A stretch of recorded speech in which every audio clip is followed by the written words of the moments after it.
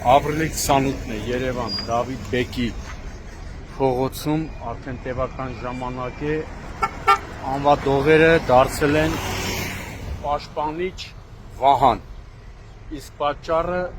փոսերն են եւ հնարամիտ վարորդները ստիպված անվադողեր են դրել, որպեսզի մեքենաները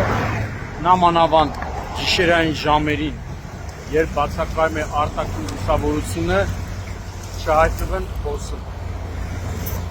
Նմանատիպ փոսեր այսօր Երևանի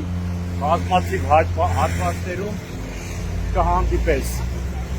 Իսկ տեղական իշխանությունները, Երևանի քաղաքապետարանը չի փորձում վերջապես այս խնդիրը լուծել։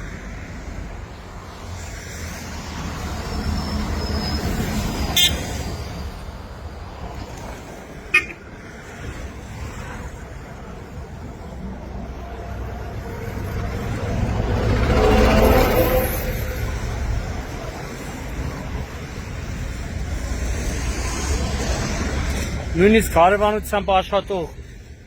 բանվորները նշում են, որ հաճախակի այս երկու փոսի պատճառով այստեղ վթարներ են տեղի ունեցել։